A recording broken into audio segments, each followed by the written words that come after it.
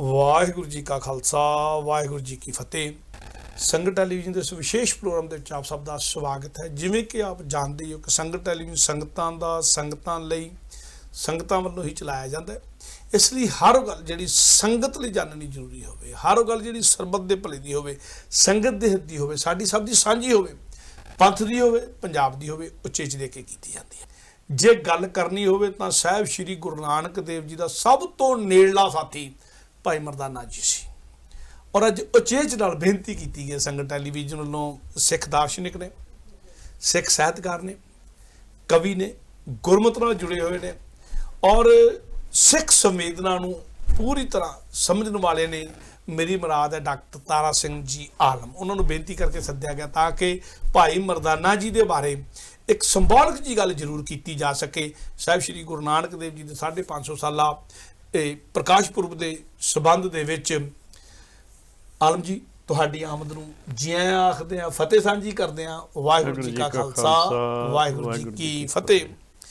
ਭਾਈ ਮਰਦਾਨਾ ਜੀ ਗੁਰੂ ਨਾਨਕ ਦੇਵ ਜੀ ਦੇ ਸਭ ਤੋਂ ਨੇੜਲੇ ਸਾਥੀ ਸੀ ਬਚਪਨ ਤੋਂ ਲੈ ਕੇ। ਔਰ ਜਦੋਂ ਗੁਰੂ ਨਾਨਕ ਸਾਹਿਬ ਜੀ ਦੇਸ਼ਾਂ ਵਿਦੇਸ਼ਾਂ 'ਚ ਘੁੰਮੇ ਉਦੋਂ ਵੀ ਭਾਈ ਮਰਦਾਨਾ ਜੀ ਉਹਨਾਂ ਦੇ ਨੇੜਲੇ ਸਾਥੀ ਵਿੱਚ ਸਭ ਤੋਂ ਲੰਮਾ ਸਮਾਂ ਵੀ ਉਹਨਾਂ ਦੇ ਨਾਲ ਰਹੇ। ਇੱਥੋਂ ਤੱਕ ਕਿ ਇਹ ਗੱਲ ਕਹੀ ਜਾਂਦੀ ਹੈ ਕਿ ਭਾਈ ਮਰਦਾਨਾ ਜੀ ਦਾ ਅੰਤ ਵੀ ਗੁਰੂ ਨਾਨਕ ਸਾਹਿਬ ਦੇ ਹੱਥਾਂ ਦੇ ਵਿੱਚ ਹੋਇਆ ਸੀ। ਭਾਈ ਮਰਦਾਨਾ ਜੀ ਦਾ ਗੁਰੂ ਨਾਨਕ ਸਾਹਿਬ ਨਾਲ ਕਿੰਨਾ ਕੁ ਗੂੜਾ ਸੰਬੰਧ ਸੀ, ਕਿਹੜੀ ਉਮਰ ਤੋਂ ਸੰਬੰਧ ਸੀ? ਭਾਈ ਮਰਦਾਨਾ ਜੀ ਗੁਰੂ ਨਾਨਕ ਸਾਹਿਬ ਨਾਲੋਂ ਆਮ ਤੌਰ 'ਤੇ ਕਹਿੰਦੇ ਵੱਡੇ ਸੀ, ਕਿੰਨੇ ਕੁ ਵੱਡੇ ਸੀ? ਇਹ ਮੁੱਢਲੇ ਵਾਕਿਆ ਬਾਰੇ ਜ਼ਰੂਰ ਸੰਗਤਾਂ ਨਾਲ ਸਾਂਝ ਪਾਓ ਜੀ। ਪਹਿਲਾਂ ਤਾਂ ਜੀ ਭਾਈ ਮਰਦਾਨਾ ਜੀ ਬਾਰੇ ਗੱਲ ਕਰਨ ਲਈ ਵਾਹਿਗੁਰੂ ਸਮਤ ਬਖਸ਼ੇ, ਸਿਰ 'ਤੇ ਹੱਥ ਰੱਖੇ, ਕਿਉਂਕਿ ਭਾਈ ਮਰਦਾਨਾ ਜੀ ਦਾ ਨਾਂ ਲੈਂਦਿਆਂ ਹੀ ਇਸ ਤਰ੍ਹਾਂ ਲੱਗਦਾ ਹੈ ਕਿ ਸੰਗੀਤ ਛਿੜ ਜਾਂਦਾ ਹੈ ਰੋਮ ਰੋਮ ਦੇ ਵਿੱਚ ਜੀ। ਭਾਈ ਮਰਦਾਨਾ ਜੀ ਇੱਕ ਧੁਨ ਦਾ ਨਾਮ ਹੈ, ਇੱਕ ਜਿਹੜੀ ਧੁਨ ਜਿਹੜੀ ਕਿ ਸਾਰੇ ਸੰਸਾਰ ਨੂੰ ਬੰਨ੍ਹੀ ਫਿਰਦੀ ਹੈ ਜੀ, ਜਿਹਨੂੰ ਧੁਨ ਮੈਂ ਧਿਆਨ ਮੈਂ ਜਾਂਦੇ ਹਾਂ।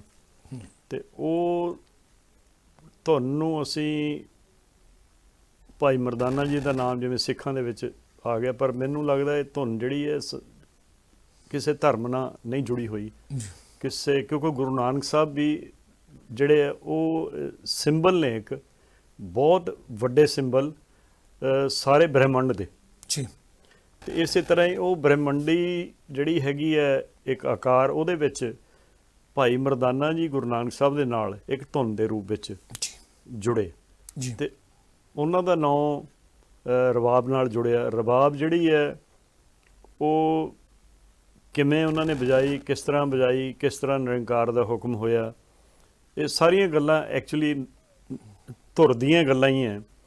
ਇਹ ਪਰਮਾਤਮਾ ਆਪ ਹੀ ਵਾਹਿਗੁਰੂ ਕਰਵਾ ਲਵੇ ਤਾਂ ਠੀਕ ਹੈ, ਨਹੀਂ ਤਾਂ ਅਸੀਂ ਕਰਨ ਜੋਗੇ ਨਹੀਂ ਹੈ ਜੀ। ਕਿਉਂਕਿ ਜਦੋਂ ਭਾਈ ਮਰਦਾਨਾ ਜੀ ਬਾਰੇ ਜਿੰਨਾ ਪਹਿਲਾਂ ਜਨਮ ਸਾਖੀ 'ਚ ਸਾਡੇ ਮਾਤਾ ਜੀ ਜਦੋਂ ਜਨਮ ਸਾਖੀ ਸੁਣਿਆ ਕਰਦੇ ਸੀ ਸਭ ਤੋਂ, ਉਦੋਂ ਗੱਲ ਹੋਰ ਸੀ, ਉਦੋਂ ਪੜ੍ਹਿਆ ਸੀ। ਪਰ ਜਦੋਂ ਹੁਣ ਮਰਦਾਨਾ ਜੀ ਬਾਰੇ ਪੜ੍ਹਿਆ ਤਾਂ ਇਉਂ ਲੱਗਦਾ ਵੀ ਸਾਡਾ ਜੀਵਨ ਤਾਂ ਬਿਲਕੁਲ ਕੁਛ ਵੀ ਨਹੀਂ ਹੈ ਜੀ। ਕਿਉਂਕਿ ਭਾਈ ਮਰਦਾਨਾ ਜੀ ਜਿਹੜੇ ਹੈ ਉਹਨਾਂ ਦਾ ਮੈਨੂੰ ਤਾਂ ਇਉਂ ਹੀ ਲੱਗਦਾ ਕਿ ਉਹ ਸ਼ਬਦ ਰੂਪ ਹੀ ਸੀ, ਧੁਨ ਰੂਪ ਹੀ ਸੀ ਜੀ। ਅਤੇ ਇੱਕ ਸਰੀਰ ਹੀ ਵੱਖਰਾ ਸੀ ਬਸ ਜੀ। ਗੁਰੂ ਨਾਨਕ ਸਾਹਿਬ ਦੇ ਨਾਲ ਇੰਨੀ ਨੇੜਤਾ, ਅਤੇ ਉਹਨਾਂ ਦਾ ਜਿਵੇਂ ਕਿਹਾ ਜਾਂਦਾ ਕਿ ਜਨਮ ਜਿਹੜਾ ਜਦੋਂ ਹੋਇਆ, ਉਹਨਾਂ ਦੇ ਪਹਿਲਾਂ 6 ਬੱਚੇ ਸੀਗੇ ਹੋਰ, ਉਹਦੇ ਭੈਣ ਭਰਾ ਆ। ਹਾਂਜੀ, ਉਹਦੀ ਮਾਤਾ ਪਿਤਾ ਦੇ 6 ਬੱਚੇ ਹੋਰ ਸੀ। ਹਾਂਜੀ, ਉਹ ਸਾਰੇ ਦੇ ਸਾਰੇ ਤਕਰੀਬਨ ਚੜ੍ਹਾਈ ਕਰ ਗਏ ਸੀ, ਮਰ ਜਾਂਦੇ ਸੀ। ਅਤੇ ਇਹਨਾਂ ਦਾ ਨਾਂ 10-12 ਸਾਲ ਦੇ ਹੁੰਦੇ ਸੀ। ਹਾਂਜੀ। ਅਤੇ ਇਹ ਫਿਰ ਮਾਤਾ ਨੇ ਪਿਤਾ ਨੇ ਸੋਚ ਕੇ ਇਹਦਾ ਨਾਂ ਰੱਖਿਆ ਵੀ ਇਹਨੇ ਮਰ ਤਾਂ ਜਾਣਾ ਹੀ ਹੈ, ਇਹਦਾ ਨਾਂ ਮਰ ਜਾਣਾ ਰੱਖਤਾ ਜੀ। ਅਤੇ ਗੁਰੂ ਨਾਨਕ ਸਾਹਿਬ ਨਾਲੋਂ ਕਿਹਾ ਜਾਂਦਾ ਕਿ 9.5 ਸਾਲ ਵੱਡੇ ਸੀ। 9.5 ਸਾਲ ਦੀ ਉਮਰ ਕਾਫੀ ਹੁੰਦੀ ਹੈ ਬੱਚੇ ਦੀ, ਵੱਡਾ ਹੁੰਦਾ ਕਾਫੀ, ਖੇਡਦਾ ਤੁਰਦਾ ਫਿਰਦਾ, ਠੀਕ ਹੈ ਜੀ। ਅਤੇ ਕਿਉਂਕਿ ਮਰਦਾਨਾ ਜੀ ਦਾ ਨਾਮ ਜਿਹੜਾ ਹੈ ਇਹ ਗੁਰੂ ਨਾਨਕ ਸਾਹਿਬ ਕਰਕੇ, ਕਿਉਂਕਿ ਉਹ ਨਿਰੰਕਾਰੀ ਜੋਤ ਸੀ, ਉਹਨਾਂ ਦੇ ਕਰਕੇ ਅਮਰ ਹੈ। ਅਤੇ ਮਰਦਾਨਾ ਜੀ ਭਾਵੇਂ ਧੁਰੋਂ, ਉਹ ਵੀ ਧੁਰੋਂ ਹੀ ਆਏ ਸੀ, ਕਿਉਂਕਿ ਇਹ ਜਿਹੀਆਂ ਸ਼ਖਸੀਅਤਾਂ ਜਿਹੜੀਆਂ ਆਮ ਕਈ ਵੀ ਰਸਤੇ ਜਾਂਦੇ ਮਿਲ ਪਏ ਸੀ, ਜਾਂ ਉਦੋਂ ਮੁਲਾਕਾਤ ਹੋਈ, ਫਿਰ ਕਿਰਪਾ ਹੋਈ। ਜੇ ਪਹਿਲਾਂ ਤੋਂ ਹੀ ਧੁਰੋਂ ਮੁਲਾਕਾਤ ਸੀ, ਕੋਈ ਪਹਿਲੀ ਮੁਲਾਕਾਤ ਜਿਹੜੀ ਮੈਨੂੰ ਯਾਦ ਆਉਂਦੀ ਹੈ ਨਾ ਜੀ, ਕਿ ਜਦੋਂ ਗੁਰੂ ਨਾਨਕ ਸਾਹਿਬ ਦਾ ਜਨਮ ਹੋਇਆ, ਮਤਲਬ ਕਿ ਉਹਨਾਂ ਨੇ ਜਦੋਂ ਗੁਰੂ ਨਾਨਕ ਸਾਹਿਬ ਪ੍ਰਕਾਸ਼ ਹੋਇਆ, ਆਗਮਨ ਹੋਇਆ ਉਹਨਾਂ ਦਾ, ਤੇ ਉਦੋਂ ਮਤਲਬ ਕਿ ਚਰਚਾ ਹੋਣੀ ਸੀ ਪਿੰਡ 'ਚ, ਕਿਉਂਕਿ ਕਾਲੂ ਜੀ ਨੂੰ ਸਾਰੇ ਜਾਣਦੇ ਸੀ। ਪਟਵਾਰੀ ਉਸ ਵੇਲੇ ਬਹੁਤ ਵੱਡੀ, ਬਿਲਕੁਲ ਨਨਕਾਣਾ ਤੋਂ ਤਲਵੰਡੀ ਹੁੰਦੀ ਸੀਗੀ, ਰਾਏਪੁਰ ਦੀ ਤਲਵੰਡੀ ਆਪਾਂ ਕਹਿੰਦੇ ਸੀ। ਤੇ ਉਹਨਾਂ ਦਿਨਾਂ ਦੇ ਵਿੱਚ ਜਿੱਡਾ ਕੋਈ ਨਨਕਾਣਾ ਹੋਣਾ, ਨਨਕਾਣਾ ਹੁਣ ਵੀ ਕੋਈ ਬਹੁਤ ਵੱਡਾ ਮਹਾਨਗਰ ਨਹੀਂ, ਛੋਟਾ ਜਿਹਾ ਕਸਬਾ ਆ। ਪਰ ਜਿਨ੍ਹਾਂ ਨੇ ਕਿਤੇ 20 ਸਾਲ ਪਹਿਲਾਂ ਜਾ ਕੇ ਨਨਕਾਣਾ ਸਾਹਿਬ ਦੇ ਦਰਸ਼ਨ ਕੀਤੇ, ਉਹ ਜਾਣਦੇ ਆ ਕਿ ਨਨਕਾਣਾ ਹੁਣ ਵਿਕਸਿਤ ਹੋ ਗਿਆ। ਨਨਕਾਣਾ ਪਹਿਲਾਂ ਵੀ ਛੋਟਾ ਜਿਹਾ ਪਿੰਡ ਵਾਂਗੂ ਹੀ ਸੀਗਾ। ਤੇ ਉਹ ਜੇ ਪਿੰਡ ਵਾਂਗੂ ਸੀ ਜਦੋਂ, ਤੇ ਪਿੰਡ ਦੇ ਲੋਕ ਤਾਂ ਪੁਰਾਣੇ ਫਿਰ ਇੱਕ ਦੂਜੇ ਨੂੰ ਜਾਣਦੇ ਹੁੰਦੇ ਸੀ। ਤੇ ਪਿਤਾ ਕਾਲੂ ਜੀ ਦਾ ਤਾਂ ਕਹਿੰਦੇ ਵੀ ਜਿਹੜਾ ਮਰਦਾਨੇ ਦਾ ਪਿਤਾ ਸੀ ਬੱਦਰ, ਹਾਂਜੀ ਬੱਦਰ, ਅੱਛਾ ਬੱਦਰ ਤੇ ਲਖਮਾ ਜਿਹੜੇ ਸੀ ਮਾਤਾ ਪਿਤਾ, ਉਹਨਾਂ ਦੇ ਇੱਕ ਤਰ੍ਹਾਂ ਦੇ ਪਿੰਡ ਦੇ ਮਰਾਸੀ ਹੋਣ ਦੇ ਨਾਤੇ ਕਹਿ ਲਓ, ਉਹਨਾਂ ਦੀ ਸਾਰਾ ਰੁਜ਼ਗਾਰ ਹੀ ਪਿਤਾ ਕਾਲੂ ਤੇ ਨਿਰਭਰ ਕਰਦਾ ਸੀਗਾ। ਉਹ ਵੱਡੇ ਪਿਤਾ ਕਾਲੂ ਪਟਵਾਰੀ ਵੀ ਸੀਗੇ, ਜ਼ਿਮੀਂਦਾਰ ਵੀ ਸੀਗੇ, ਵੱਡੇ ਸੀਗੇ, ਵੱਡੇ ਕਰਿੰਦੇ ਸੀਗੇ ਰਾਏ ਬਲਾਰ ਦੇ। ਸੋ ਪਰਿਵਾਰ ਨਾਲ ਆਉਣਾ ਜਾਣਾ ਤਾਂ ਪਹਿਲਾਂ ਹੋਏਗਾ ਹੀ ਨਾ। ਹਾਂ ਬਿਲਕੁਲ ਬਿਲਕੁਲ। ਹਾਂਜੀ, ਤੇ ਕਿੱਦਾਂ ਮੁਲਾਕਾਤ ਤੁਸੀਂ ਦੱਸਦੇ? ਉਹ ਇਸ ਤਰ੍ਹਾਂ ਹੋਇਆ ਕਿ ਵੀ ਕਿਉਂਕਿ ਰਾਏ ਬਲਾਰ ਸਾਹਿਬ ਜਿਹੜੇ ਸੀ ਉਹ ਵੀ ਬਹੁਤ ਵੱਡੀ ਗੱਲ ਸੀ, ਬੜੀ ਹਸਤੀ ਸੀ ਜੀ। ਕਿਉਂ ਅਮੀਰ ਜਾਂ ਜ਼ਮੀਨ ਵਾਲੇ ਤਾਂ ਸੀਗੇ ਕਿਉਂਕਿ ਉਹ ਇਕੱਲੇ ਪਿੰਡ ਦੀ ਜ਼ਮੀਨ ਨਹੀਂ ਸੀ, ਉਹ ਆਸੇ ਪਾਸੇ ਦੇ ਪਿੰਡਾਂ ਦੇ ਵੀ ਮਾਲਕ ਸੀ। ਬਿਲਕੁਲ। ਤੇ ਇਸ ਕਰਕੇ 1500 ਮੁਰੱਬਾ ਜ਼ਮੀਨ, ਇਹ ਗੱਲ ਕਹੀ ਜਾਂਦੀ ਹੈ ਜਨਮ ਸਾਖੀ ਜ਼ਿਕਰਾਂ ਦਾ ਕਿ 1500 ਮੁਰੱਬਾ ਜ਼ਮੀਨ ਦੇ ਮਾਲਕ ਸੀ ਰਾਏ ਬਲਾਰ ਜੀ। ਹਾਂਜੀ, ਤੇ 750 ਮੁਰੱਬਾ ਗੁਰੂ ਨਾਨਕ ਸਾਹਿਬ ਨੂੰ ਦੇਤਾ ਉਹਨਾਂ ਨੇ। ਬਿਲਕੁਲ, ਅੱਧੀ ਜ਼ਮੀਨ ਉਹਨਾਂ ਨੇ ਗੁਰੂ ਨਾਨਕ ਸਾਹਿਬ ਦੇ ਨਾਂ ਤੇ ਲਵਾਤੀ ਸੀ, ਕਿਉਂਕਿ ਉਹਨਾਂ ਦੇ ਗਾਂ ਨਾਤੀ ਨਹੀਂ ਸੀ ਤੁਰ ਰਿਹਾ ਹੈਗਾ। ਤੇ ਉਹਨਾਂ ਨੇ ਕਿਹਾ ਸੀ ਵੀ ਸਤਿਗੁਰੂ ਜੀ ਕਿਰਪਾ ਕਰੋ, ਮੇਰਾ ਖਾਨਦਾਨ ਤੁਰਦਾ ਰਹੇ, ਤੇ ਅੱਧੀ ਤੁਸੀਂ, ਤੁਹਾਨੂੰ ਮੈਂ ਆਪਣਾ ਪੁੱਤਰ ਮੰਨਿਆ ਹੋਇਆ, ਅੱਧੀ ਜ਼ਮੀਨ ਤੁਹਾਡੀ ਤੇ ਅੱਧੀ ਸਾਡੇ ਖਾਨਦਾਨ ਦੀ ਚੱਲੇਗੀ। ਹਾਂਜੀ ਹਾਂ, ਹੁਣ ਇਹ ਤਾਂ ਆਪਾਂ ਗੁਰੂ ਨਾਨਕ ਸਾਹਿਬ ਦੇ ਪਹਿਲਾਂ ਜਨਮ ਦਿਨ ਦੀ ਗੱਲ ਛੱਡਦੇ ਹਾਂ, ਬਹੁਤ ਵੱਡੀ ਗੱਲ ਹੈ ਕਿਉਂਕਿ ਅੱਜ ਤਾਂ ਲੋਕ ਕਹਿੰਦੇ ਕਰਾਮਾਤ ਹੈ ਨਹੀਂ, ਹੈ ਨਾ, ਗੁਰੂ ਸਾਹਿਬ ਨੇ ਕੋਈ ਇਸ ਤਰ੍ਹਾਂ ਦੀ ਕੀਤੀ ਨਹੀਂ ਗੱਲ। ਗੁਰੂ ਸਾਹਿਬ ਨੇ ਤਾਂ ਗੁਰੂ ਸਾਹਿਬ ਸੀ, ਉਹਨਾਂ ਦੀ ਤਾਂ ਅਸੀਂ ਬੰਦਿਆਂ ਨਾਲ ਤੁਲਨਾ ਨਹੀਂ ਕਰ ਸਕਦੇ। ਉਹ ਤਾਂ ਨਿਰੰਕਾਰ ਸੀਗਾ ਆਪ ਹੀ ਜੀ। ਤੇ ਅਸੀਂ ਗਾਉਂਦੇ ਹਾਂ, ਪੜ੍ਹਦੇ ਹਾਂ, ਪਰ ਅਸੀਂ ਜਦੋਂ ਸ਼ੰਕਾ 'ਚ ਪੈ ਜਾਂਦੇ ਫਿਰ ਗੜਬੜ ਹੋ ਜਾਂਦੀ। ਪਰ ਇੱਥੇ ਆ ਕੇ ਹੁਣ ਆਪਾਂ ਗੱਲ ਸਿਰਫ ਇੰਨੀ ਕਰਨੀ, ਜਦੋਂ ਗੁਰੂ ਸਾਹਿਬ ਦਾ ਜਨਮ ਹੋਇਆ ਤਾਂ ਜਦੋਂ 13ਵਾਂ ਮਨਾਇਆ ਗਿਆ, ਕਿਉਂਕਿ ਆਪਣੇ ਟਾਈਮ ਵੀ ਉਹਨਾਂ ਕੀ ਹੈ, ਨਹੀਂ ਤਾਂ ਬਹੁਤ 13ਵਾਂ ਮਨਾਇਆ ਗਿਆ ਜਦੋਂ ਰੌਚਕ ਹੈਗੀਆਂ ਸਾਰੀਆਂ। ਨਹੀਂ ਕੋਈ ਗੱਲ ਨਹੀਂ, ਤੁਸੀਂ ਕਰੋ ਗੱਲ। ਤੇ ਉਹ ਜਦੋਂ 13ਵਾਂ ਮਨਾਇਆ ਤਾਂ ਫਿਰ ਉਹਨਾਂ ਨੇ ਸਾਰੇ ਜਿਵੇਂ ਮਰਾਸੀ ਬੁਲਾਉਂਦੇ ਆ, ਸਾਰਿਆਂ ਨੂੰ ਬੁਲਾਇਆ, ਪਰਿਵਾਰਾਂ ਨੂੰ, ਆਪਣਿਆਂ ਨੂੰ, ਘਰਦਿਆਂ ਨੂੰ, ਹੈ ਨਾ ਜੀ। ਉਹਦੇ 'ਚ ਸਭ ਤੋਂ ਮੁੱਖ ਬੇਬੇ ਨਾਨਕੀ ਸੀਗੀ ਘਰੇ ਪਹਿਲਾਂ, ਬਿਲਕੁਲ ਪਰਿਵਾਰ 'ਚ। ਤੇ ਜਦੋਂ ਇਹ ਜਿਵੇਂ ਮੈਂ ਸਾਖੀ ਪੜ੍ਹੀ ਹੈ, ਉਹਦੇ 'ਚ ਮਰਦਾਨਾ ਜੀ ਜਦੋਂ ਇਹਦੇ ਪਿਤਾ ਜੀ ਬਦਰਾ ਜਾਣ ਲੱਗੇ ਘਰੋਂ, ਤੇ ਇਹ ਮਰਦਾਨਾ ਜੀ ਮਗਰ ਪੈ ਗਏ ਵੀ ਮੈਂ ਵੀ ਨਾਲ ਜਾਣਾ ਜੀ। ਤੇ ਮਾਤਾ ਲਖੋ ਕਹਿਣ ਲੱਗੀ, ਕਹਿੰਦੀ ਵੀ ਤੁਸੀਂ ਨਾਲ ਲੈ ਜਾਓ ਇਹਨਾਂ ਨੂੰ। ਤੇ ਉਹ ਕਹਿਣ ਨਹੀਂ, ਵੀ ਉੱਥੇ ਬੱਚਿਆਂ ਨੇ ਕੀ ਕਰਨਾ ਜਾ ਕੇ, ਠੀਕ ਹੈ। ਤੇ ਇਹ ਕਹਿੰਦੇ ਨਹੀਂ ਮੈਂ ਜਾਣਾ ਜ਼ਰੂਰ, ਜ਼ਿੱਦ ਕੀਤੀ ਇਹਨਾਂ ਨੇ, ਜਿਵੇਂ ਕੋਈ ਖਿੱਚ ਹੁੰਦੀ ਹੈ ਪੁਰਾਣੀ। ਤੇ ਉਹ ਜਾਣੀ ਕਿ ਫਿਰ ਬਦਰਾ ਜੀ ਇਹਨਾਂ ਨੂੰ, ਇਹਨਾਂ ਦੇ ਪਿਤਾ ਜੀ ਨਾਲ ਲੈ ਗਏ। ਤੇ ਜਦੋਂ ਗਏ ਉੱਥੇ ਜਾ ਕੇ, ਤੇ ਕਹਿੰਦੇ ਆ ਕਿ ਇੱਕ ਟੱਕ ਮਰਦਾਨਾ ਜੀ ਗੁਰੂ ਨਾਨਕ ਸਾਹਿਬ ਦੇਖੀ ਗਏ ਉਹਨਾਂ ਵੱਲ, ਦੇਖੀ ਗਏ ਗੁਰੂ ਨਾਨਕ ਸਾਹਿਬ ਵੱਲ, ਕਹਿਣ ਲੱਗੇ ਮੈਨੂੰ ਬਾਲਕ ਬਹੁਤ ਸੋਹਣਾ ਲੱਗਦਾ ਹੈ, ਕਹਿੰਦੇ ਮੁੰਡਾ ਬਹੁਤ ਸੋਹਣਾ ਲੱਗਦਾ ਮੈਨੂੰ। ਬੱਚੇ ਹੁੰਦਾ ਵੀ ਸੋਹਣਾ ਲੱਗਦੇ, ਪਰ ਗੁਰੂ ਨਾਨਕ ਸਾਹਿਬ ਤਾਂ ਹੈ ਹੀ ਬਹੁਤ ਸੋਹਣੇ ਸੀ, ਰੱਬੀ ਨੂਰ ਸੀਗਾ, ਚਾਨਣ ਸੀਗਾ ਇੱਕ ਤਰ੍ਹਾਂ ਦਾ। ਹਾਂਜੀ, ਨੂਰ ਸੀ ਨਾ। ਤੇ ਉਹ ਫਿਰ ਉਹ ਜਿਹੜਾ ਨੂਰ ਦੇਖ ਕੇ ਜਦੋਂ ਖਿੱਚੇ ਗਏ ਜ਼ਿਆਦਾ, ਤੇ ਬੇਬੇ ਨਾਨਕੀ ਕਹਿੰਦੇ ਉੱਥੇ ਬੇਬੇ ਨਾਨਕੀ ਜੀ ਖੜੇ ਸੀ। ਬੇਬੇ ਨਾਨਕੀ 5 ਸਾਲ ਦੀ ਉਮਰ ਉਦੋਂ ਹੋਏਗੀ, ਕਿਉਂਕਿ ਗੁਰੂ ਨਾਨਕ ਸਾਹਿਬ ਨੂੰ 5 ਸਾਲ ਵੱਡੀ ਆ। ਹਾਂਜੀ, ਤੇ ਉਹ ਕਹਿੰਦੇ ਖੜੇ ਸੀ, ਤੇ ਉਹ ਵੀ ਉਹਨਾਂ ਦਾ ਵੀ ਸੀਗਾ, ਉਹਨਾਂ ਨੂੰ ਪਿਆਰਾ ਲੱਗਦਾ ਸੀ, ਕਿਉਂਕਿ ਭੈਣਾਂ ਨੂੰ ਵੀ ਪਿਆਰਾ ਲੱਗਣਾ, ਤੇ ਬੱਚਾ ਪਿਆਰਾ ਹੀ ਹੁੰਦਾ। ਬਿਲਕੁਲ। ਤੇ ਉਹ ਫਿਰ ਜਦੋਂ ਇਹਨੂੰ ਬੱਚੇ ਨੂੰ ਉਹਨੇ ਦੇਖਿਆ ਵੀ ਜ਼ਿਆਦਾ ਬਹੁਤ ਕਰ ਰਿਹਾ ਹੈ ਨਾ, ਤੇ ਬੇਬੇ ਨਾਨਕੀ ਨੇ ਚੱਕ ਕੇ ਤੇ ਉਹਨਾਂ ਨੂੰ ਫੜਾਤਾ, ਕਹਿੰਦੇ 5 ਸਾਲ ਦੀ ਬੱਚੀ ਨੇ ਫੜਾਤਾ 10 ਸਾਲ ਦੇ। ਤੇ ਕਹਿੰਦੇ ਆਪਣੇ ਛੋਟੇ ਵੀਰ ਨੂੰ ਫੜ ਲਾ ਕੇ, ਛੋਟੇ ਵੀਰ ਨੂੰ ਤੂੰ ਆ ਕੇ ਫੜ ਲੈ। ਉਹਨੂੰ ਫੜਿਆ, ਫਿਰ ਮਰਦਾਨਾ ਜੀ ਨੇ ਜਾਨੀ ਗੁਰੂ ਨਾਨਕ ਸਾਹਿਬ ਨੂੰ ਗੋਦੀ ਚੱਕਿਆ ਆਪਣੀ। ਇਸ ਦਾ ਦੇਖੋ ਇਹ ਕਿੰਨੀ ਹੈਰਾਨਗੀ ਵਾਲੀ ਵੈਸੇ ਗੱਲ ਹੈ ਕਿ ਉਹਨਾਂ ਦਿਨਾਂ 'ਚ ਛੂਤ ਛਾਤ ਦੀ ਭਾਵਨਾ ਸੀ। ਸ਼ੂਦਰ ਨੂੰ ਆਮ ਤੌਰ ਤੇ ਖੱਤਰੀ ਪਰਿਵਾਰ ਆਪਣੇ ਘਰਾਂ 'ਚ ਨਹੀਂ ਵੜਨ ਦਿੰਦੇ ਹੁੰਦੇ, ਪਰ ਮਰਾਸੀ ਨੂੰ ਨਹੀਂ ਰੋਕਦੇ ਹੁੰਦੇ ਸੀ, ਕਿ ਮਰਾਸੀ ਨੇ ਲਾਗ ਵੀ ਦੇਣਾ, ਲਾਗ ਵੀ ਲੈਣਾ, ਸਾਰਾ ਕੁਛ। ਸੋ ਮਰਾਸੀ ਅੰਦਰ ਆ ਜਾਂਦਾ ਹੁੰਦਾ ਸੀਗਾ, ਹਾਲੇ ਕਿ ਸ਼ੂਦਰ ਨੂੰ ਰੋਕਿਆ ਜਾਂਦਾ ਸੀ, ਸ਼ੂਦਰ ਹੈ ਮਰਾਸੀ, ਪਰ ਫਿਰ ਵੀ ਰੋਕਿਆ ਨਹੀਂ ਗਿਆ। ਔਰ ਜਨਮ ਸਾਖੀ ਵਾਲਾ ਜਾਣੀ ਕਿ ਬੇਬੇ ਨਾਨਕੀ ਦੇ ਹੱਥੋਂ ਜਾਣੀ ਕਿ ਫੜਾਉਂਦਾ ਆ, ਤਾਂ ਕਿ ਕੋਈ ਸਿਆਣਾ ਜਿਹੜਾ ਹੈ ਉਹ ਤਾਂ ਛੂਤ ਛਾਤ ਦਾ ਹੋ ਸਕਦਾ ਹੈਗਾ, ਤੇ 5 ਸਾਲ ਦੀ ਬੱਚੀ ਨੂੰ ਤਾਂ ਛੂਤ ਛਾਤ ਦਾ ਪਤਾ ਹੀ ਕੋਈ ਨਹੀਂ, ਸ਼ੂਤ ਦਾ ਪਤਾ ਨਹੀਂ ਹੈਗਾ। ਤੇ ਸੋ ਜਦੋਂ ਫੜਲੇ, ਨਾਲੇ ਬੇਬੇ ਨਾਨਕੀ ਦੀ ਦਰਗਾਹੀ ਰੂਹ ਸੀ, ਦਰਗਾਹੀ ਰੂਹ ਸੀ। ਹਾਂਜੀ, ਤੇ ਬੇਬੇ ਨਾਨਕੀ ਨੇ ਫੜਾਇਆ, ਤੇ ਨਾਲੇ ਫੜਾ ਕੇ ਇਹ ਕਿਹਾ ਲੈ ਵੀਰ ਨੂੰ ਤੂੰ ਖੜਾ ਕੇ, ਤੇ ਤੂੰ ਆ ਕੇ ਇਹਦੇ ਨਾਲ ਖੇਡਿਆ ਕਰ, ਇਹ ਵੀ ਨਾਲ ਕਿਹਾ ਜੀ। ਤੇ ਉੱਥੋਂ ਮੈਨੂੰ ਫੀਲ ਹੋਇਆ ਕਿ ਮਰਦਾਨਾ ਜੀ ਦੇਖੋ ਕਿੰਨੇ ਮਤਲਬ ਉਹਨਾਂ ਦਾ ਪਿਛਲਾ ਪੂਰਬਲਾ ਕਰਮ ਕਿੱਡੀ ਵੱਡੀ ਕਮਾਈ ਹੋਊਗੀ, ਕਿੰਨੀ ਵੱਡੀ ਗੱਲ ਹੋਊਗੀ ਉਹਨਾਂ 'ਚ ਕਿ ਜਨਮ ਹੋਣ ਸਾਰ 13ਵੇਂ ਦਿਨ ਗੁਰੂ ਸਾਹਿਬ ਨੂੰ ਗੋਦੀ ਚੱਕਿਆ, ਖਿਡਾਇਆ, ਫਿਰ ਬਾਅਦ 'ਚ ਵੀ ਖੇਡਦੇ ਰਹੇ ਬਚਪਨ 'ਚ ਵੀ ਉਹਨਾਂ ਨਾਲ।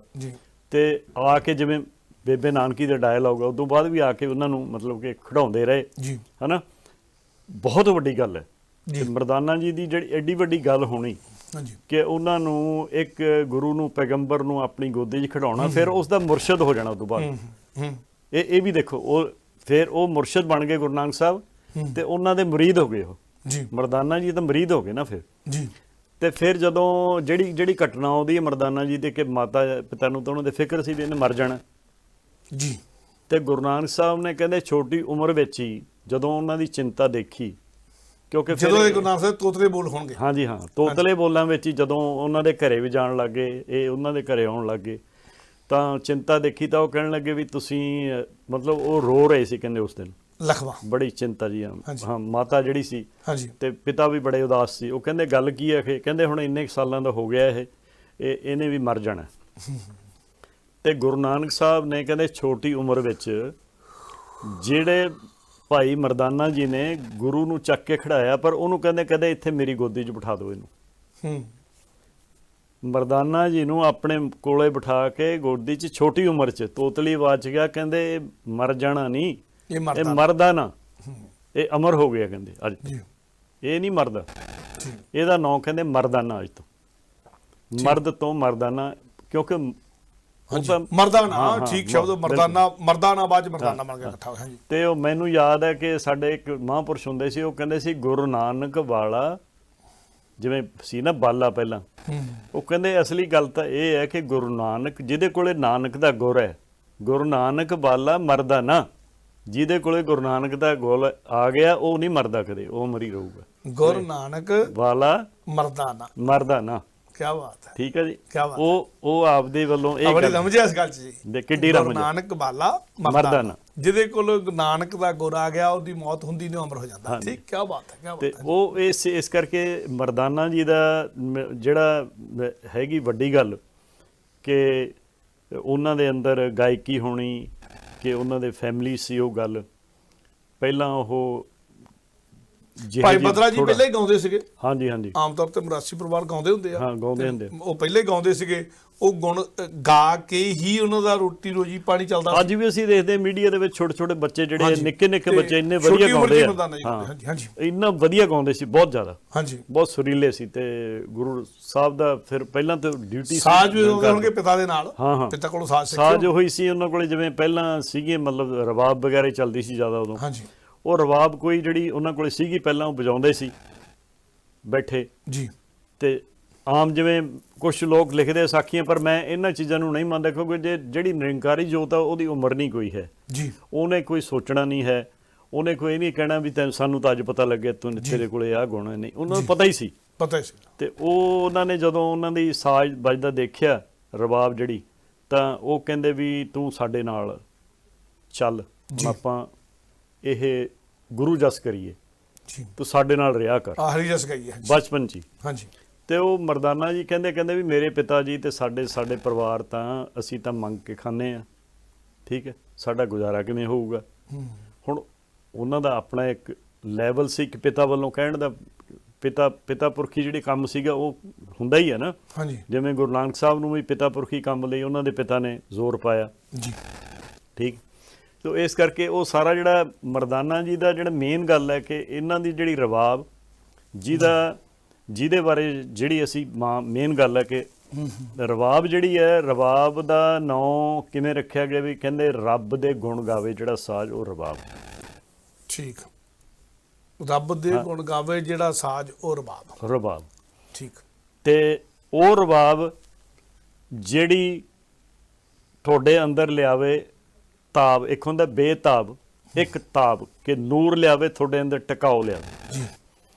ਇਹ ਰਬਾਬ ਜਿਹੜੀ ਹੈ, ਇਹ ਰਬਾਬ ਨੂੰ ਵਜਾਉਂਦੇ ਫਿਰ ਜਦੋਂ ਬਚਪਨ ਦੇ ਵਿੱਚ ਗੁਰੂ ਸਾਹਿਬ ਦੀ ਸੇਵਾ 'ਚ ਆ ਗਏ ਕਿਸਮ ਦਾ, ਉਹਨਾਂ ਦੇ ਅੰਦਰ ਵੱਡੀ ਉਮਰ ਕਰਕੇ ਇਹ ਹੀਣ ਭਾਵਨਾ ਨਹੀਂ ਆਈ ਕਿ ਮੈਂ ਵੱਡਾ ਇਹਨਾਂ ਨਾਲੋਂ, ਪਰ ਉਹਨਾਂ 'ਚ ਨਿਮਰਤਾ ਹੀ ਇੰਨੀ ਸੀ, ਨਿਮਰਤਾ ਹੀ ਇੰਨੀ ਭਰ ਗਈ ਗੁਰੂ ਸਾਹਿਬ ਨੂੰ ਮਿਲ ਕੇ ਬਾਅਦ ਵਿੱਚ ਉਹ ਵੱਡੇ ਹੋਣ ਦੇ ਬਾਵਜੂਦ ਵੀ ਪਰ ਗੁਰੂ ਦਾ ਹੁਕਮ ਨਹੀਂ ਮੋੜਿਆ ਕਦੇ ਜੀ।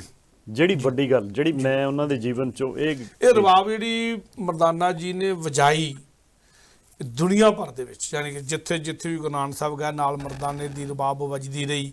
19 ਰਾਗਾਂ 'ਚ ਗੁਰੂ ਨਾਨਕ ਸਾਹਿਬ ਦੀ ਬਾਣੀ ਦਰਜ ਹੈ ਗੁਰੂ ਗ੍ਰੰਥ ਸਾਹਿਬ ਦੇ ਵਿੱਚ। ਇਹਦਾ ਗੁਰੂ ਨਾਨਕ ਸਾਹਿਬ ਨੇ 19 ਰਾਗਾਂ 'ਚ ਬਾਣੀ ਉਚਾਰਨ ਕੀਤੀ ਆ। 19 ਰਾਗ ਮਰਦਾਨਾ ਜੀ ਜਾਣਦੇ ਹੋਣਗੇ ਵਜਾਉਣਾ। ਜੇ ਗੁਰੂ ਨਾਨਕ ਗਾਉਂਦੇ ਆ, ਗੁਰੂ ਨਾਨਕ ਦਾ ਰੱਬੀ ਰੂਪ ਆ, ਉਹ ਤਾਂ ਗਾਉਂਦੇ ਆ। 19 ਰਾਗਾਂ 'ਚ ਬਾਣੀ ਉਚਾਰਨ ਕੀਤੀ, ਗਾਏ ਆਪਣੇ ਰਾਗ ਆਪ ਗਾਏ ਆ। ਤੇ ਮਰਦਾਨਾ ਜੀ ਜੇ ਗੁਰੂ ਨਾਨਕ ਸਾਹਿਬ ਗਾਉਂਦੇ ਆ ਤੇ ਮਰਦਾਨਾ ਜੀ ਨੇ ਨਾਲ ਫਿਰ ਉਹਦੇ ਰਬਾਬ ਵਜਾਈ। ਔਰ ਹਰ ਰਾਗ ਲਈ ਵੱਖਰਾ, ਹਰ ਸ਼ਬਦ ਨਾਲ, ਜਾਣੀ ਜੇ 19 ਰਾਗ ਹੈ ਤੇ 19 ਰਾਗ ਵੱਖਰੇ ਵੱਖਰੇ ਵਜਾਏ ਮਰਦਾਨਾ ਜੀ ਨੇ। ਇਹਦਾ ਮਤਲਬ 19 ਰਾਗਾਂ 'ਚ ਵਜਾਉਣਾ ਤਾਂ ਮਰਦਾਨਾ ਜੀ ਘੱਟੋ ਘੱਟ ਜਾਣਦੇ ਹੋਣਗੇ ਨਾ। ਬਿਲਕੁਲ ਬਿਲਕੁਲ। ਅੱਛਾ, ਗੁਰੂ ਨਾਨਕ ਸਾਹਿਬ ਨੇ ਜਿਹੜੀ ਬਾਣੀ ਇਕੱਠੀ ਕੀਤੀ ਭਗਤਾਂ ਦੀ, ਉਹ ਜਿਹੜੀ ਬਾਣੀ ਇਕੱਠੀ ਕੀਤੀ ਆ ਉਹ ਟੋਟਲ 25 ਰਾਗਾਂ 'ਚ ਆ। ਉਹ ਕੁਛ ਇਹੋ ਜਿਹੇ 6 ਰਾਗ ਉਹਨਾਂ 'ਚੋਂ ਟੋਟਲ ਜਿਹੜੇ ਆ 6 ਰਾਗ ਇਹੋ ਜਿਹਾ ਭਗਤਾਂ ਦੇ ਜਿਹੜੇ ਗੁਰੂ ਨਾਨਕ ਸਾਹਿਬ ਨੇ ਉਚਾਰਨ ਨਹੀਂ ਕੀਤੇ। ਤੇ ਉਹ ਭਗਤਾਂ ਦੀ ਬਾਣੀ ਵੀ ਗੁਰੂ ਨਾਨਕ ਸਾਹਿਬ ਨੇ ਇਕੱਠੀ ਕੀਤੀ, ਕਿਤੇ ਕਿਤੇ ਉਹ ਵੀ ਗਾਉਂਦੇ ਹੋਣਗੇ। ਬਿਲਕੁਲ ਬਿਲਕੁਲ। ਜਾਣੀ ਕਿ ਇਹ ਤਾਂ ਹੈ ਨਹੀਂ ਕਿ ਬਾਣੀ ਇਕੱਠੀ ਕਰਕੇ ਰੱਖ ਲੈਣੀ ਹੈ, ਗਾਉਣੀ ਆ ਨਾ। ਹਾਂਜੀ। ਤੇ ਇਹਦਾ ਮਤਲਬ ਜਿਹੜੇ 6 ਰਾਗ ਜਿਹੜੇ ਗੁਰੂ ਨਾਨਕ ਸਾਹਿਬ ਨੇ ਆਪ ਨਹੀਂ ਉਚਾਰਨ ਕੀਤੇ, ਭਗਤਾਂ ਦੀ ਬਾਣੀ ਇਕੱਠੀ ਕੀਤੀ, 6 ਰਾਗ ਉਹ ਨੇ ਜਿਹੜੇ ਗੁਰੂ ਨਾਨਕ ਸਾਹਿਬ ਨੇ ਨਹੀਂ ਉਚਾਰਨ ਕੀਤੇ, ਉਹ ਵੀ ਕਦੀ ਕਦੀ ਗਾਉਂਦੇ ਹੋਣਗੇ। ਸੋ 25 ਰਾਗ ਘੱਟੋ ਘੱਟ ਇਹੋ ਜਿਹੇ ਹੋਣਗੇ ਜਿਹੜੇ ਮਰਦਾਨੇ ਨੇ ਆਪਣੀ ਰਬਾਬ ਤੋਂ ਵਜਾਏ ਆ। ਮਰਦਾਨੇ ਨੂੰ ਇਹ ਰਬਾਬ ਕਿੱਥੋਂ ਮਿਲੀ ਤੇ ਕੀ ਇਹੋ ਜਿਹੀ ਵੀ ਸਾਨੂੰ ਕੋਈ ਮਿਲਦੀ ਆ ਟੂਕ ਕੋਈ ਜਨਮ ਸਾਖੀਆਂ ਜੋ ਪੁਰਾਣੇ ਇਤਿਹਾਸੋਂ ਕਿ ਮਰਦਾਨੇ ਨੇ ਰਬਾਬ ਦੀ ਸਿੱਖਿਆ ਆਪਣੇ ਪਿਤਾ ਤੋਂ ਬਿਨਾਂ ਕਿਸੇ ਹੋਰ ਤੋਂ ਵੀ ਲਈ? ਨਹੀਂ, ਕਿਤੇ ਨਹੀਂ ਹੈ। ਪਿਤਾ ਤੋਂ ਨਹੀਂ ਲਈ। ਗੁਰੂ ਨਾਨਕ ਉਹਨਾਂ ਦੇ ਉਸਤਾਦ ਸੀ, ਦਾ ਕਹ ਲਓ। ਗੁਰੂ ਨਾਨਕ ਸਾਹਿਬ ਹੀ ਉਹਨਾਂ ਦੇ ਉਸਤਾਦ ਸੀਗੇ। ਤੇ ਰਬਾਬ ਕਿੱਥੋਂ ਲਈ ਗੁਰੂ ਨਾਨਕ ਸਾਹਿਬ? ਗੁਰੂ ਨਾਨਕ ਸਾਹਿਬ ਨੇ ਰਬਾਬ ਦੇਖੋ ਜੀ, ਜਿਹੜੀ ਪਹਿਲੀ ਰਬਾਬ ਸੀ ਉਹਨਾਂ ਕੋਲ ਉਹ ਤਾਂ ਸੀਗੀ। ਹਾਂਜੀ। ਉਹ ਤਾਂ ਉਹਨਾਂ ਦੀ ਪਿਤਾ ਪੁਰਖੀ ਸੀ ਰਬਾਬ ਜੀ। ਜਦੋਂ ਗੁਰੂ ਨਾਨਕ ਸਾਹਿਬ ਚਲੇ ਗਏ ਫਿਰ ਮੋਦੀ ਖਾਨੇ ਦੀ ਨੌਕਰੀ ਕਰਨ ਲਈ ਸੁਲਤਾਨਪੁਰ ਜੀ, ਤਾਂ ਮਰਦਾਨਾ ਪਿੱਛੇ ਰਹਿ ਗਿਆ। ਫਿਰ 19 ਸਾਲ ਦਾ ਉਹਨਾਂ ਦਾ ਗੈਪ ਰਿਹਾ। ਉਹ ਜਾਣੀ ਕਿਸੇ ਬਿਰਹਾ ਦਾ ਸਮਾਂ ਸੀ ਉਹਨਾਂ ਦਾ। ਹਾਂਜੀ, ਇਹ ਕਹਿ ਜਾਂਦਾ ਜਨਮ ਸਾਖੀ ਮਗਰ ਚਲ ਗਿਆ ਸੀ ਸੁਲਤਾਨਪੁਰ। ਹਾਂਜੀ। ਨੇ ਉਹ ਫਿਰ ਬਾਅਦ ਚ ਉਹਨਾਂ ਨੇ ਬੁਲਾਇਆ, ਜਦੋਂ ਬੁਲਾਇਆ ਉਦੋਂ ਚਲ ਗਿਆ। ਉਹਨਾਂ ਨੇ ਬੁਲਾਇਆ, ਉਹਨਾਂ ਨੇ ਉਹ ਵੀ ਉਦੋਂ ਬੁਲਾਇਆ ਜਦੋਂ ਉਹਨਾਂ ਨੇ ਫਿਰ ਉੱਥੋਂ ਮੋਦੀ ਖਾਨੇ ਦੀ ਨੌਕਰੀ ਛੱਡਤੀ। ਫਿਰ ਉਹਨਾਂ ਨੇ ਕਿਹਾ ਮਰਦਾਨੇ ਨੂੰ ਬੁਲਾਓ। ਜੀ। ਤੇ ਫਿਰ ਮਰਦਾਨੇ ਨੂੰ ਜਦੋਂ ਬੁਲਾਇਆ ਤੇ ਫਿਰ ਗੁਰੂ ਨਾਨਕ ਸਾਹਿਬ ਨੇ ਕਿਹਾ ਵੀ ਤੂੰ ਰਬਾਬ, ਕਹਿੰਦਾ ਜੀ ਰਬਾਬ ਤਾਂ ਮੈਂ ਨਹੀਂ ਲੈਂਦੀ। ਤੇ ਉਹ ਕਹਿੰਦੇ ਫਿਰ ਅੱਛਾ, ਕਹਿੰਦੇ ਰਬਾਬ ਤਾਂ ਮੈਂ ਉਦਣ ਦੀ ਬਜਾਈ ਨਹੀਂ, ਕਹਿੰਦਾ ਮੈਂ ਤਾਂ ਮਤਲਬ ਕਿ ਰਬਾਬ ਟੰਗਤੀ। ਜੀ। ਕਹਿੰਦੇ ਅੱਛਾ ਤੂੰ ਫਿਰ ਇਉਂ ਕਰ, ਰਬਾਬ ਇੱਕ ਪਿੰਡ ਆਸਕਾਪੁਰ ਹੈ। ਹਾਂਜੀ। ਉੱਥੇ ਫਿਰੌਂਦਾ ਨਾਂ ਦਾ ਬੰਦਾ, ਭਾਈ ਫਿਰੌਂਦਾ। ਅੱਛਾ, ਭਾਈ ਫਿਰੌਂਦਾ ਨਾਮ ਹੈਗਾ, ਉਹਦੇ ਤੋਂ ਜਾ ਕੇ ਰਬਾਬ ਲਿਆਉਣੀ ਹੈ। ਜੀ। ਉਹ ਕਹਿੰਦੇ ਜੀ ਵੀ ਰਬਾਬ ਤਾਂ ਲਿਆਉਣੀ ਹੈ, ਵੀ ਰਬਾਬ ਤੇ ਤਾਂ ਪੈਸੇ ਲੱਗਣੇ ਆ। ਹਾਂਜੀ। ਤੇ ਹੁਣ ਗੁਰੂ ਨਾਨਕ ਸਾਹਿਬ ਦੀ ਰਜ਼ਾ ਸੀ। ਉਹ ਕਹਿੰਦੇ ਵੀ ਤੂੰ ਇਉਂ ਕਰ, ਇਹ ਸੇਵਾ ਜਿਹੜੀ ਹੈ ਬੇਬੇ ਨਾਨਕੀ ਤੋਂ ਲੈ ਕੇ ਜਾ। ਜੀ। ਤੇ ਫਿਰ ਮਰਦਾਨਾ ਜੀ ਦੇਖੋ ਉਹਨਾਂ ਨੇ ਜਵਾਬ ਨਹੀਂ ਦਿੱਤਾ ਵੀ ਤੁਸੀਂ ਹੋਰ ਕਿਤੋਂ ਲੈ ਲਓ ਜੀ, ਜਿਵੇਂ ਆਪਾਂ ਹੁਣ 20 ਗੱਲਾਂ ਕਰ ਲੈਂਦੇ ਹਾਂ। ਉਹ ਕਹਿੰਦੇ 7 ਬਚਨ ਜੀ। ਉਹ ਬੇਬੇ ਨਾਨਕੀ ਜੀ ਕੋਲੇ ਜਦੋਂ ਗਏ ਤੇ ਬੇਬੇ ਨਾਨਕੀ ਜੀ ਨੇ ਬੜਾ ਸਤਿਕਾਰ ਕੀਤਾ ਮਰਦਾਨਾ ਜੀ ਦਾ। ਉਹ ਕਹਿੰਦੇ ਵੀ ਮੇਰਾ ਵੀਰ ਕਿੱਥੇ ਹੈ? ਤਾਂ ਉਹ ਫਿਰ ਕਹਿਣ ਲੱਗੇ ਵੀ ਉਹਨਾਂ ਨੇ ਮੈਨੂੰ ਭੇਜਿਆ ਵੀ ਆ ਰਬਾਬ ਦੀ ਸੇਵਾ ਤੁਸੀਂ ਦੇਣੀ ਹੈ। ਜੀ। ਤਾਂ ਬੇਬੇ ਨਾਨਕੀ ਦਾ ਤੁਹਾਨੂੰ ਪਤਾ ਕਿੰਨਾ ਪ੍ਰੇਮ ਸੀ। ਹਾਂਜੀ। ਉਹ ਕਹਿਣ ਲੱਗੇ ਵੀ ਸੇਵਾ ਜਿੰਨੀ ਮਰਜ਼ੀ ਲੈ ਲਾ, ਪਰ ਇੱਕ ਵਾਰੀ ਨਾਨਕ ਨੂੰ ਇੱਥੇ ਆਉਣਾ ਪਊਗਾ, ਵੀਰ ਨੂੰ ਇੱਥੇ ਆਉਣਾ ਪਊਗਾ। ਜੀ। ਉਹ ਕਹਿੰਦਾ ਜੀ ਮੈਂ ਜਾ ਕੇ ਦੱਸ ਦਿੰਦਾ ਉਹਨਾਂ ਨੂੰ। ਕਹਿੰਦੇ ਕੋਈ ਨਹੀਂ, ਸੇਵਾ ਜਿੰਨੀ ਹੋਊਗੀ ਮੈਂ ਦੇ ਦੂੰਗੀ, ਪਰ ਮੈਨੂੰ ਦਰਸ਼ਨ ਦੇ ਕੇ ਜਾਣੇ। ਜੀ। ਬਸ ਇਹੀ ਉਹਨਾਂ ਦੀ ਸੀ ਸ਼ਰਤ। ਤੇ ਫਿਰ ਉਹ ਗੁਰੂ ਸਾਹਿਬ ਗਏ ਬਕਾਇਦਾ ਜਦੋਂ ਗਏ ਤਾਂ ਬੇਬੇ ਨਾਨਕੀ ਨੇ ਜਿਵੇਂ ਕਿਹਾ ਜਾਂਦਾ ਕਿ ਵੀ ਪਹਿਲਾਂ ਹੀ ਉਹਨਾਂ ਨੂੰ ਪਤਾ ਲੱਗ ਜਾਂਦਾ ਸੀ, ਉਹਨਾਂ ਨੂੰ ਵੀ ਬੇਬੇ ਨਾਨਕੀ ਨੂੰ ਵੀ ਮੇਰਾ ਵੀਰ ਆ ਰਿਹਾ। ਤੇ ਉੱਥੇ ਪਹੁੰਚੇ, ਜਾ ਕੇ ਉਹਨਾਂ ਨੇ ਸੇਵਾ ਪਾਣੀ ਕੀਤੀ, ਜਲ ਪਾਨ ਛਕਿਆ। ਛਕਣ ਤੋਂ ਬਾਅਦ ਫਿਰ ਮਰਦਾਨਾ ਜੀ ਨੂੰ ਉੱਥੇ ਭੇਜਿਆ। ਜੀ। ਫਿਰੌਂਦਾ ਜੀ ਕੋਲੇ। ਜੀ। ਉਹਨੇ ਰਬਾਬ ਕਹਿੰਦੇ ਪਹਿਲਾਂ ਬਣਾ ਕੇ ਰੱਖੀ ਹੋਈ ਸੀ ਆਲਰੇਡੀ ਭਾਈ ਫਿਰੌਂਦਾ ਜੀ ਨੇ। ਹਾਂਜੀ। ਫਿਰੌਂਦਾ ਜੀ ਨੂੰ ਕਹਿੰਦੇ ਪਤਾ ਸੀ ਵੀ ਮੈਂ ਰਬਾਬ ਇਹ ਦੇਣੀ ਆ ਤਾਂ ਇੱਕ ਨਾਨਕ ਨਾਂ ਦਾ ਫਕੀਰ ਆ, ਉਹਨੂੰ ਦੇਣੀ ਆ ਸਿਰਫ। ਠੀਕ। ਤੇ ਸ਼ਰਤ ਉਹਨਾਂ ਦੀ ਵੀ ਇੱਕੋ ਹੀ ਸੀ। ਹਾਂਜੀ। ਕਿ ਦਰਸ਼ਨ ਦੇਣ ਮੈਨੂੰ। ਹਾਂਜੀ। ਤੇ ਮਰਦਾਨਾ ਜੀ ਗਏ ਉੱਥੇ। ਮਰਦਾਨਾ ਜੀ ਨੇ ਜਾ ਕੇ ਬੇਨਤੀ ਕੀਤੀ ਤਾਂ ਫਿਰੌਂਦਾ ਜੀ ਕਹਿਣ ਲੱਗੇ ਵੀ ਕਹਿੰਦੇ ਗੱਲ ਇਹ ਵੀ ਰਬਾਬ ਤਾਂ ਹੈ ਹੀ ਉਹਨਾਂ ਵਾਸਤੇ, ਮੈਂ ਤਾਂ ਕਿਸੇ ਨੂੰ ਦੇਣੀ ਹੀ ਨਹੀਂ ਹੈ ਰਬਾਬ, ਪਰ ਦਰਸ਼ਨ ਦੇਣ ਇੱਕ ਵਾਰੀ। ਕਹਿੰਦੇ ਇਹਦੀ ਤੁਸੀਂ ਸੇਵਾ ਲੈ ਲਓ। ਕਹਿੰਦੇ ਇਹਦੀ ਸੇਵਾ ਮੈਂ ਲੈ ਹੀ ਨਹੀਂ ਸਕਦਾ, ਇਹਦੀ ਸੇਵਾ ਕੋਈ ਨਹੀਂ ਹੈ, ਸੇਵਾ ਨਹੀਂ ਮੈਂ ਇਹਦੀ ਲੈਣੀ, ਪਰ ਰਬਾਬ ਮੈਂ ਦਊਂਗਾ ਗੁਰੂ ਨਾਨਕ ਸਾਹਿਬ ਨੂੰ, ਹੈ ਉਹਨਾਂ ਦੀ, ਤੇ ਮੈਨੂੰ ਦਰਸ਼ਨ ਦੇਣ। ਫਿਰ ਗੁਰੂ ਸਾਹਿਬ ਕੋਲੇ ਮਰਦਾਨਾ ਜੀ ਵਾਪਸ ਆ ਗਏ। ਤਾਂ ਮੈਂ ਜਾਣੀ ਗੱਲ ਆਪਾਂ ਮਰਦਾਨਾ ਜੀ ਦੀ ਕਰ ਰਹੇ ਹਾਂ ਕਿ ਮਰਦਾਨਾ ਜੀ ਦੇਖੋ ਪਹਿਲਾਂ ਗਏ ਬੇਬੇ ਨਾਨਕੀ ਕੋਲੇ, ਫਿਰ ਮੁੜ ਕੇ ਆਏ ਜੀ, ਫਿਰ ਫਰੰਦੇ ਕੋਲ ਗਿਆ, ਮੁੜ ਕੇ ਆਏ, ਫਿਰ ਮੁੜ ਕੇ ਆਏ, ਫਿਰ ਗੁਰੂ ਸਾਹਿਬ ਨੂੰ ਮਤਲਬ ਕਿ ਗੁਰੂ ਸਾਹਿਬ ਜਾਨੀ ਕਿ ਹੁਕਮ ਮੰਨਣ ਦੀ ਜਿਹੜੀ ਸਿੱਖੀ ਦੀ ਪਹਿਲੀ ਗੱਲ ਹੈ, ਮਰਦਾਨੇ ਨੂੰ ਉਹਦੇ ਚ ਵਾਰ-ਵਾਰ ਨਗਾਰਿਆ ਆ। ਬਲੀ ਕੰਧਾਰੀ ਵਾਲੀ ਜਦੋਂ ਸਾਖੀ ਉਦੋਂ ਵੀ ਤਾਂ ਵਾਰ-ਵਾਰ ਨਗਾਉਂਦੇ, 3 ਵਾਰੀ ਜਿਹੜੀ ਪਹਾੜੀ ਚਾੜਿਆ। ਅੱਜ ਵੀ ਜੇ ਕੋਈ ਬੰਦਾ ਜਾਂਦਾ ਪੰਜਾ ਸਾਹਿਬ ਦੇ ਦਰਸ਼ਨ ਕਰਨ ਲਈ, ਉਹ ਪਹਾੜੀ ਚੜ੍ਹਨ ਤੋਂ ਸੰਕੋਚ ਕਰਦਾ ਵੀ ਨਹੀਂ, ਔਖੀ ਆ ਪਹਾੜੀ ਚੜ੍ਹਨੀ, ਬੜੀ ਉੱਚੀ ਆ। ਤੇ ਉਦੋਂ ਜਦੋਂ ਬਹੁਤ ਵਿਖੜਾ ਜਿਹਾ ਰਸਤਾ ਹੋਊਗਾ ਇੰਨੇ ਸਾਲ ਪਹਿਲਾਂ, ਤੇ ਉਦੋਂ ਮਰਦਾਨੇ ਨੂੰ ਪਿਆਸੇ ਨੂੰ 1 ਵਾਰੀ ਨਹੀਂ, 2 ਵਾਰੀ ਨਹੀਂ, 3 ਵਾਰੀ ਪਹਾੜੀ ਚਾੜਿਆ। ਦੇਖੋ ਹੁਣ ਇਹ 3 ਵਾਰੀ ਉਹਨੇ ਇਹਨੂੰ ਕਹਿੰਦੇ ਆ ਨਾ ਹੁਕਮ ਮੰਨਣ ਦੀ ਹੱਦ ਕਰ ਜਾਣੀ ਮੁਰੀਦ ਮੁਰਦਾ ਹੋ ਗਿਆ। ਹਾਂਜੀ ਹਾਂਜੀ, ਇਹਨੂੰ ਕਹਿੰਦੇ ਆ, ਇਹ ਗੱਲ ਮਰਦਾਨੇ ਵਾਲੀ, ਔਰ ਨਾਂ ਵੀ ਉਹਨਾਂ ਦਾ ਹੋਇਆ ਜਾ ਮੁਰੀਦ ਮਰਦਾਨਾ ਜੀ, ਵੱਡੀ ਗੱਲ ਬਹੁਤ। ਹਾਂਜੀ, ਮਰਦਾਨੇ ਦਾ ਚਲੋ ਸਾਰੀ ਉਮਰ ਵਲੀ ਕੰਧਾਰੀ ਸਾਖੀ ਦੀ ਮੈਂ ਲੈ ਆ ਬਾਅਦ ਚ ਗੱਲ, ਪਰ ਦੁਨੀਆ ਭਰ ਦੇ ਵਿੱਚ ਮਰਦਾਨਾ ਨਾਲ ਰਿਹਾ ਗੁਰੂ ਨਾਨਕ ਸਾਹਿਬ ਦੇ। ਬੇਸ਼ੱਕ ਗੁਰੂ ਨਾਨਕ ਸਾਹਿਬ ਕਿਸੇ ਹਿੰਦੂ ਤੀਰਥ ਤੇ ਗਏ, ਬੇਸ਼ੱਕ ਹਰਿਦੁਆਰ ਗਏ, ਬੇਸ਼ੱਕ ਕੁਰਸ਼ੇਤਰ ਗਏ, ਬੇਸ਼ੱਕ ਜਗਨਨਾਥਪੁਰੀ ਗਏ, ਜਿੱਥੇ ਜਿੱਥੇ ਵੀ ਗਏ, ਜਾਂ ਬਿਲਕੁਲ ਬੋਧੀਆਂ ਦੇ ਤੀਰਥ ਗਏ, ਨੇਪਾਲ ਵੱਲੇ ਗਏ, ਤਿੱਬਤ ਵੱਲੇ ਗਏ, ਲਦਾਖ ਵੱਲੇ ਗਏ, ਜਾਂ ਬਾਕੂ ਦੇ ਮੰਦਿਰ ਜਿਹੜਾ ਰਸ਼ੀਆ ਦੇ ਵਿੱਚ ਉੱਥੇ ਗਏ, ਜਾਂ ਮੱਕੇ ਮਦੀਨੇ ਬਗਦਾਦ ਜਿੱਥੇ ਵੀ ਗਏ, ਮਰਦਾਨਾ ਨਾਲ ਸੀਗਾ। ਬਿਲਕੁਲ ਔਰ ਮਰਦਾਨਾ ਹਰ ਥਾਂ ਤੇ ਨਾਲ ਰਿਹਾ ਗੁਰੂ ਨਾਨਕ ਜੀ ਦਾ, ਜਿਹਨੂੰ ਉਹ ਸਮਝਦਾ ਰਿਹਾ। ਤੇ ਸਮਾਂ ਆਪਣੇ ਕੋਲ ਨਹੀਂ ਹੋਣਾ, ਬਹੁਤ ਲੰਬੀ ਗੱਲ 'ਚ ਪਈਏ। ਮਰਦਾਨੇ ਦਾ ਅੰਤਮ ਸਮਾਂ ਕਿੱਥੇ ਕੋ ਆਇਆ ਤੇ ਕਿਵੇਂ ਆਇਆ? ਮਰਦਾਨੇ ਦਾ ਅੰਤਮ ਸਮਾਂ ਜਿਹੜਾ ਜੀ ਉਹ ਕਿਵੇਂ ਕਰਕੇ ਆਇਆ? ਉਹ ਇਸ ਤਰ੍ਹਾਂ ਹੋਇਆ ਕਿ ਆਪਾਂ ਮਰਦਾਨੇ ਦੇ ਅੰਤਮ ਸਮਾਂ, ਮੇਰੇ ਮਨ 'ਚ ਜਿਹੜੀ ਗੱਲ ਇੱਕ ਹੋਰ ਹੈ ਕਿ ਅਸੀਂ ਮਰਦਾਨੇ ਦੀ ਜਦੋਂ ਗੱਲ ਕਰਦੇ ਹਾਂ, ਕਿਉਂਕਿ ਅੱਜ ਕੱਲ੍ਹ ਬੜਾ ਇਹ ਕ੍ਰਿਟਿਸਿਜ਼ਮ ਵਾਲਾ ਚੱਲਿਆ ਹੋਇਆ, ਆਲੋਚਨਾ ਅਸੀਂ ਇਕੱਲੀ ਫੜ ਲਈ ਹੈ। ਸਾਖੀ ਅਸੀਂ ਬਾਲੇ ਦੀ ਪੜ੍ਹਦੇ ਹਾਂ, ਹਾਂਜੀ, ਭਾਈ ਬਾਲਾ ਜੀ ਦੀ, ਕਿਉਂਕਿ ਮੈਂ ਭਾਈ ਬਾਲਾ ਜੀ ਦਾ ਹੁਣ ਐਤਕੀ ਉਹਨਾਂ ਦੀ ਸਮਾਧ ਬਣੀ ਹੈ, ਖੰਡੂਰ ਸਾਹਿਬ ਵਾਲੇ ਸੰਤਾਂ ਨੇ ਉੱਥੇ ਬਣਾਈ ਹੈ। ਹਾਂਜੀ, ਉੱਥੇ ਵੀ ਜਾ ਕੇ ਦਰਸ਼ਨ ਕਰਕੇ ਆ ਬਕਾਇਦਾ। ਤੇ ਕਿਉਂਕਿ ਸੰਤ ਬਾਬਾ ਸੇਵਾ ਸਿੰਘ ਜੀ, ਹਾਂਜੀ, ਉਹਨਾਂ ਨੇ ਆਪਣੇ ਗੁਗਿਆਣੀ ਸਾਹਿਬ ਤੋਂ ਇੰਦਰਜੀਤ ਗੁਗਿਆਣੀ, ਉਹਨਾਂ ਨੇ ਬਕਾਇਦਾ ਭਾਈ ਬਾਲੇ ਦੇ ਉੱਤੇ ਫਿਰ ਇੱਕ ਉਹਨਾਂ ਦੀ ਛੋਟਾ ਜੀਵਨ ਲਿਖਿਆ ਉਹਨਾਂ ਦਾ, ਕਿ ਵੀ ਗੁਰੂ ਸਾਹਿਬ ਦੇ ਨਾਲ ਰਹੇ ਆ ਉਹ, ਇਹ ਝੁਠਲਾਇਆ ਨਹੀਂ ਜਾ ਸਕਦਾ। ਨਹੀਂ, ਬਿਲਕੁਲ ਨਹੀਂ ਝੁਠਲਾਇਆ। ਉਹਨਾਂ ਦੀ ਜਿਹੜੀ ਪਹਿਲੀਆਂ ਮਤਲਬ ਕਿ ਸਦੀਆਂ ਹੋ ਗਈਆਂ ਉਦੋਂ ਤੋਂ, ਜਿਹੜੀਆਂ ਸਾਡੇ ਹਰਮੰਦਰ ਸਾਹਿਬ ਦੇ ਅੰਦਰ ਵੀ ਜਿਹੜੀਆਂ ਅੰਦਰ ਫੋਟੋਆਂ ਬਣੀਆਂ ਹੋਈਆਂ, ਸੋਨੇ ਚ, ਅੱਜ ਵੀ ਬਣੀ ਹੈ ਜੀ, ਅੱਜ ਵੀ ਬਣੀ ਹੈ ਫੋਟੋ, ਮਹਾਰਾਜ ਰਣਜੀਤ ਸਿੰਘ ਨੇ ਬਣਾਈ ਸੀ ਉਹ ਭਾਈ ਬਾਲਾ ਜੀ ਦੀ। ਅਸੀਂ ਜਨਮ ਸਾਖੀ ਦਾ ਹਵਾਲਾ ਲੈਂਦੇ, ਸਭ ਕੁਝ ਕਰਦੇ ਆ, ਕਹਿੰਦੇ ਭਾਈ ਬਾਲਾ ਹੈ ਹੀ ਨਹੀਂਗਾ, ਪਰ ਇਹ ਨਹੀਂ ਗੱਲ ਹੈ। ਉਹਨੇ ਜਿੱਦਨ ਨੂੰ ਸਿੱਖਾਂ ਦੀ ਗੱਲ ਚੱਲ ਪਈ ਆ ਨਾ, ਇੱਥੋਂ ਤੱਕ ਤਾਂ ਕਈਆਂ ਨੇ ਕਹਿਤਾ ਕਿ ਗੁਰੂ ਨਾਨਕ ਸਾਹਿਬ ਤੋਂ ਬਾਅਦ ਬਾਕੀ ਗੁਰੂਆਂ ਦੀ ਵੀ ਕੋਈ ਲੋੜ ਨਹੀਂ ਸੀ।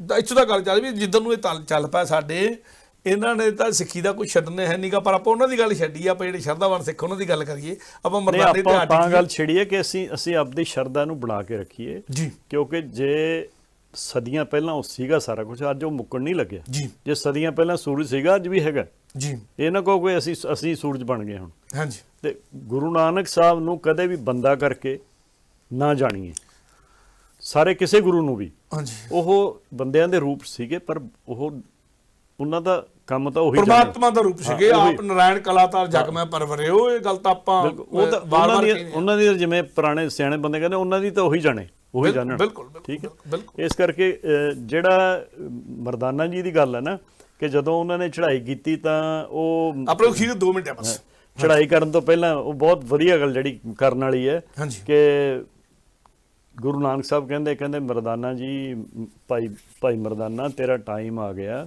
ਹਾਂਜੀ, ਤੇ ਤੇਰੀ ਹੁਣ ਸਮਾਧ ਬਣਾ ਦਈਏ, ਜਾਂ ਤੇਰਾ ਕੀ ਕਰੀਏ, ਜਾਂ ਤੇਰੀ ਕੋਈ ਯਾਦਗਾਰ ਬਣਾਈਏ, ਕਬਰ ਬਣਾਈਏ, ਜਿਵੇਂ ਤੂੰ ਕਵੇਂ ਜੀ।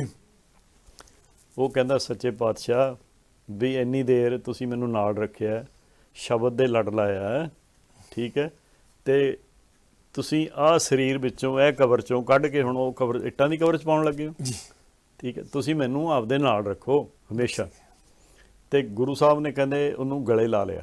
ਹਾਂਜੀ, ਲਾ ਕੇ ਕਿਹਾ, ਤੂੰ ਸਾਡਾ ਭਾਈ ਹੈ, ਠੀਕ ਹੈ, ਜਿੱਥੇ ਤੂੰ ਹੋਵੇਂਗਾ ਉੱਥੇ ਮੈਂ ਹੋਊਂਗਾ, ਜਾਂ ਜਿੱਥੇ ਮੈਂ ਹੋਵਾਂਗਾ ਉੱਥੇ ਤੂੰ ਹੋਵੇਂਗਾ। ਇੱਕ ਉਹ ਮਤਲਬ ਕਿ ਜਿੱਥੇ ਮੈਂ ਹੋਵਾਂਗਾ ਉੱਥੇ ਤੂੰ ਹੋਵੇਂਗਾ, ਜਿੱਥੇ ਤੂੰ ਹੋਵੇਂਗਾ ਉੱਥੇ ਮੈਂ ਹੋਵਾਂਗਾ। ਉਹਦਾ ਕਾਰਨ ਇਹ ਵੀ ਜਿੱਥੇ ਕੀਰਤਨ ਹੋਵੇਗਾ ਉੱਥੇ ਗੁਰੂ ਨਾਨਕ ਹੋਵੇਗਾ, ਤੇ ਕੀਰਤਨ ਉੱਥੇ ਹੀ ਹੋਵੇਗਾ ਜਿੱਥੇ ਸਾਜ਼ ਹੋਵੇਗਾ। ਬਿਲਕੁਲ, ਜਿਵੇਂ ਬਾਬਾ ਸੋ ਨਾਨਕ ਨਵਾਬ ਦਾ ਤੇ ਸਿੰਘ ਕੀਰਤਨ ਬਾਬਾ ਦਾ ਨਾਨਕ ਸਿੰਘ ਉਹਨਾਂ ਦੀ ਗੱਲ ਕਹਿ ਦਈਏ ਐਂਡ ਤੇ ਜਾ ਕੇ ਜਾਂਦੇ, ਉਹ ਕਹਿੰਦੇ ਸੀ ਗੁਰੂ ਨਾਨਕ ਦੀ ਖੁਰਾਕ ਭਾਈ ਕੀਰਤਨ ਹੈ। ਬਿਲਕੁਲ, ਤੁਹਾਡਾ ਧੰਨਵਾਦ ਆਲਮ ਜੀ, ਬਹੁਤ ਬਹੁਤ ਤੁਹਾਡਾ ਧੰਨਵਾਦ। ਔਰ ਆਖਰੀ ਇੱਕ ਵਾਕ ਜੇ ਕੁਝ ਕਹਿਣਾ ਚਾਹੋ ਕਹਿ ਸਕਦੇ, ਸਮਾਂ ਹੋ ਗਿਆ। ਆਖਰੀ ਇਹੀ ਵਾਕ ਹੈ ਕਿ 550 ਸਾਲਾ ਜਿਹੜਾ ਅਸੀਂ ਮਨਾ ਰਹੇ ਹਾਂ ਗੁਰੂ ਨਾਨਕ ਸਾਹਿਬ ਦਾ, ਉੱਤੇ ਸਾਰੇ ਜਣੇ ਅਸੀਂ ਇੱਕ ਹੋਈਏ। ਅਸੀਂ ਜਿੰਨੇ ਅਸੀਂ ਚੱਕਰ ਚਲਾਏ ਹੋਏ ਕ੍ਰਿਟਿਸਿਜ਼ਮ ਵਾਲੇ ਸਾਰੇ ਛੱਡੀਏ, ਸ਼ਰਧਾਵਾਨ ਬਣੀਏ, ਬਾਣੀ ਨਾਲ ਜੁੜੀਏ, ਗੁਰੂ ਸਾਹਿਬ ਦੇ ਚਰਨਾਂ ਨਾਲ ਜੁੜੀਏ, ਨਿਤਨੇਮ ਕਰੀਏ ਜਿੰਨਾ ਹੋ ਸਕੇ, ਵੱਧ ਤੋਂ ਵੱਧ ਅੰਮ੍ਰਿਤ ਵੇਲਾ ਸੰਭੀਏ। ਇੰਨਾ ਕਹਿੰਦਾ ਹੋਇਆ ਮੈਂ ਖਿਮਾ ਜਾ ਚੁੱਕਾ। ਜੇ ਕੋਈ ਧੰਨਵਾਦ ਤੁਹਾਡਾ ਬਹੁਤ ਬਹੁਤ ਡਾਕਟਰ ਸਾਹਿਬ ਜੀ, ਤੁਸੀਂ ਸਾਡੀ ਬੇਨਤੀ ਨੂੰ ਪ੍ਰਵਾਨ ਕਰਕੇ ਸੰਗਤ ਟੈਲੀਵਿਜ਼ਨ ਦੇ ਸਟੂਡੀਓ ਵਿੱਚ ਆਏ। ਸਤਿਗੁਰ ਕਿਰਪਾ ਕਰੇ, ਸਤਿਗੁਰ ਰਹਿਮਤ ਕਰੇ, ਕਿਉਂਕਿ 550 ਸਾਲਾਂ ਦੇ ਆਪਾਂ ਸਮਾਗਮਾਂ ਬਾਰੇ ਗੱਲਾਂ ਕਰਨੀਆਂ ਸ਼ੁਰੂ ਕਰ ਦਿੱਤੀਆਂ। ਆਪਾਂ ਗੱਲਾਂ ਸਾਰਾ ਸਾਲ ਚਲਾਉਣੀਆਂ ਨੇ, ਆਪਾਂ ਫਿਰ ਦੁਬਾਰ ਬੈਠਾਂਗੇ, ਇੱਕ ਅੱਧੀ ਵਾਰੀ ਹੋਰ ਬੈਠਾਂਗੇ। ਮੈਨੂੰ ਪਤਾ ਮਰਦਾਨੇ ਦੀ ਗੱਲ ਬਹੁਤ ਵੱਡੀ ਆ, ਪੂਰੀ ਨਹੀਂ ਕੀਤੀ ਜਾਣੀ ਇੱਕ ਵਾਰ 'ਚ, ਆਪਾਂ ਇਹਦੇ ਉੱਤੇ ਸਿੱਧੇ ਗੱਲ ਵੀ ਕਰਾਂਗੇ। ਗੁਰੂ ਕਿਰਪਾ ਕਰੇ, ਗੁਰੂ ਰਹਿਮਤਾਂ ਕਰੇ। ਤੁਹਾਡਾ ਧੰਨਵਾਦ। ਔਰ ਉਹ ਸੰਗਤਾਂ ਜਿਹੜੀਆਂ ਸੰਗਤ ਟੈਲੀਵਿਜ਼ਨ ਜੁੜੀਆਂ ਹੋਈਆਂ ਨੇ, ਉਹਨਾਂ ਦਾ ਵੀ ਹਿਰਦੇ ਤੋਂ ਧੰਨਵਾਦ। ਆਓ ਫਤਿਹ ਸਾਂਝੀ ਕਰਦੇ ਹਾਂ ਜੀ। ਵਾਹਿਗੁਰੂ ਜੀ ਕਾ ਖਾਲਸਾ, ਵਾਹਿਗੁਰੂ ਜੀ ਕੀ ਫਤਿਹ।